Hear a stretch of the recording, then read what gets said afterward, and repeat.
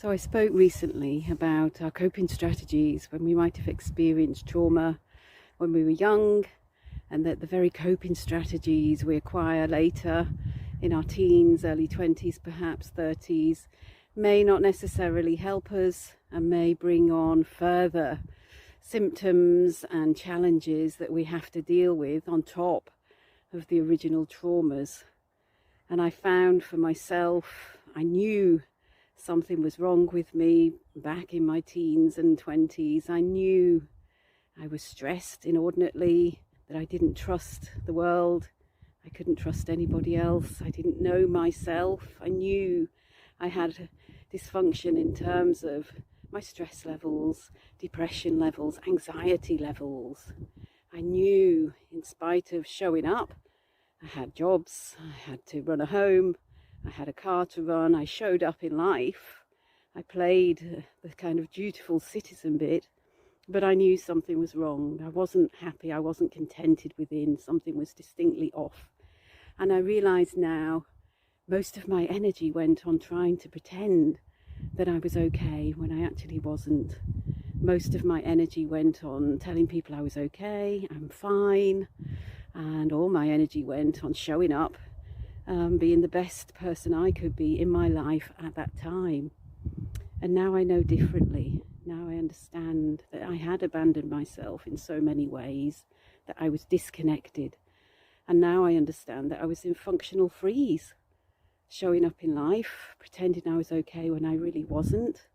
And I understand now I had high levels of anxiety and I suffered depression. And I tried to pretend that these were all okay, that I was still fine, that I was showing up, that I had a job, and that everything was okay, when really deep down it wasn't. There was a real mismatch between what I tried to tell my brain, or what my brain tried to tell me, and how I felt within, how my heart felt, how my body felt.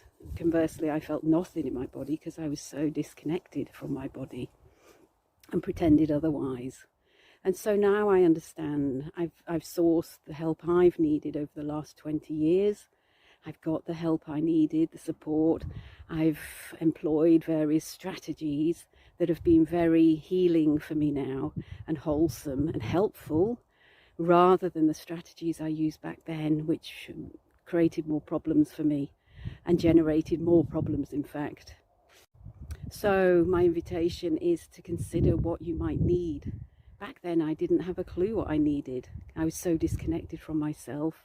I really couldn't have even asked for what I needed because I didn't know. I really had abandoned myself entirely. And so my invitation is to reach out.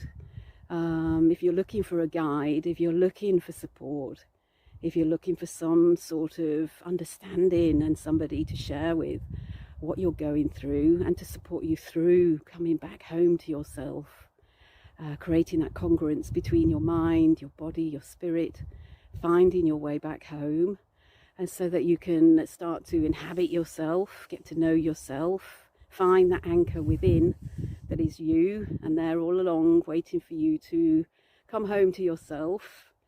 Sometimes we need help with that, finding our inner compass and finding a way back so that we can make sense of what's happened to us, make sense of who we are, make sense of this world, and feel a whole lot better. So that's my invitation. If this resonates with you at all, check out my website for the details of the therapies that I do offer. And furthermore, if that resonates, I'm happy to have a chat with you and to see how I can support you. Thank you for listening.